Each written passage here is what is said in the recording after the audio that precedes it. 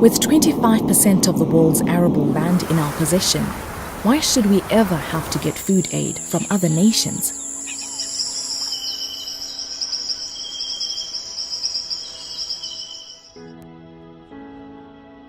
African women make up almost 50% of the agricultural labor force, and this is how much more we would increase our yield if we had as much access to resources as our men. 30%. Think about that. 30% more food. Oh, you ask how? We thought you'd never ask. Consign this to the museum because we are truly physically tired. How do you transform the agricultural sector using a hand hoe? We also know many better ways to succeed in farming, and these include access to land and this.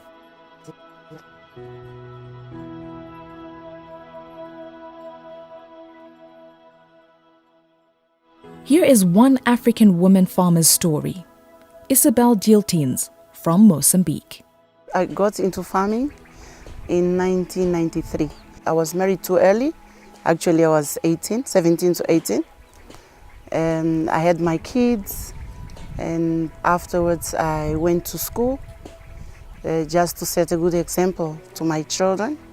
I have got a degree in law, but since my passion is farming, I came back farming. We have got cows, we have got pigs, we have got leeches, basically. We have got strawberries and bananas as well. This is basically a fruit farm.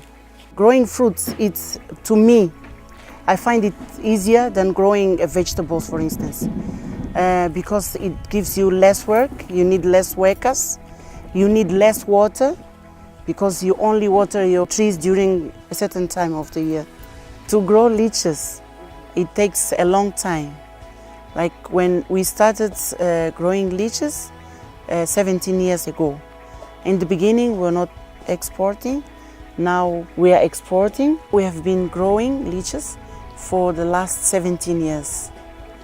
And we have been lucky enough to have an US aid come help us improve our irrigation system. We have got 1,500 trees of leeches. Our market, we sell both to the national and international market.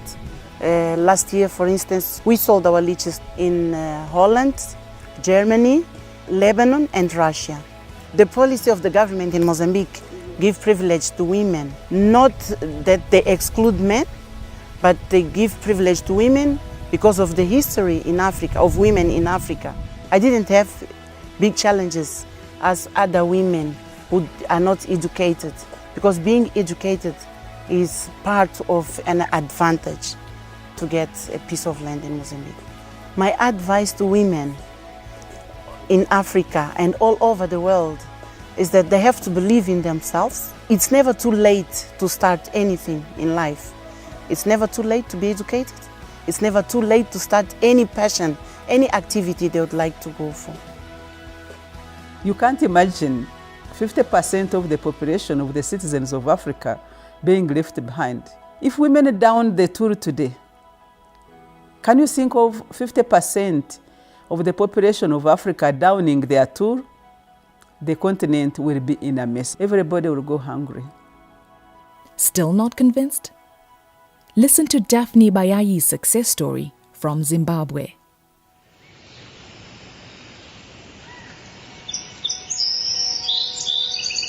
I actually started farming on a full-time basis in 2008. This is when we managed to secure a farm through the land reform program. Prior to that, I was working as an industrial metallurgist. I came into farming not by accident. I've always had a passion for farming. I love livestock. I love the sight of crops in the field. And it's just the opportunity that had never availed itself. The policies of our government have been able to ensure that we have land. They've given us land. A couple of years into the land reform program, government enabled women to own land in their own capacity. So I would say government policy has been very favorable to women in agriculture. Our farm is located in a tobacco producing region. Our main crop on this farm is actually tobacco. We grow 25 hectares of tobacco, half of which is done under irrigation and the other half is done on dry land. Our contractors actually purchase all our product as long as it meets with their specifications. So contract farming has enabled me to produce a world-class product that can fetch world-class prices. We do livestock production on the farm. Our numbers at the moment are still low. It's an area that we are putting more and more finances into so that we grow our cattle herd and we feed into our local market and also into the national market. We irrigate half of our crop and we make use of tractors and the various farming implements that are tractor drawn. Our curing facilities, we make use of the conventional barns. We also have the Modro system, which is a step ahead in technology. Then we have also adopted the rocket barn, which is a fuel efficient barn. The underlying thing within a business is the ability to make profit. And to make profit, you need to watch your costs. In agriculture, the one thing that helps us to cut our costs is mechanization. We need to adopt technology. Technology is good for us. Technology will benefit even a farmer on 1 acre of land because it enables them to do more in less time. So having equipment that can assist a woman that will halve the amount of sweat that she needs to put into that land will naturally grow her gains. It will increase her wealth. Our role as women to Zimbabwe, to Africa, to the world comes from our role as women in the home. We are providers, we are carers. We feed our children, we feed our families, we feed our community. And because of that, our role within agriculture is even more important. We know what is required to feed a nation. We are taught to plant, to nurture a plant, and to harvest. It is ingrained in our DNA. Our grandmothers did it, our mothers did it. We do it. It may differ in scale, but we do it. We look after plants. We do the small vegetable plot at home. It's not the men who do that. So it's important to enhance women's capacity in farming because women know how to grow things. Consign the hoe to the museum and watch us change the continent. We are not only capable, we are ready. Women do not want pity because women are capable individuals. Women require empowerment. And empowerment in terms of access to resources, access to land. Capital is the way to make everything work. Without capital, you cannot manage. And technology will help us also ensure that agriculture is modernized. And since the women are the main players, my message to the women of Africa is that keep it up.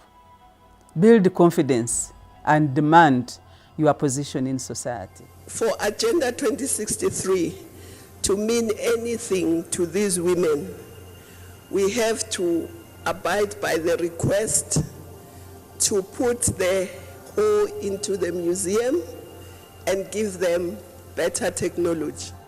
The land is not just an entity that yields food that sustains the family, but it's also a home. And so it is right that the woman has a right, equal right to that of the man. The woman must play a vital role. She must be fully recognized. And in situations where agriculture is still the mainstay of the economy. Let our women have the right of ownership of land, the same right as the men have.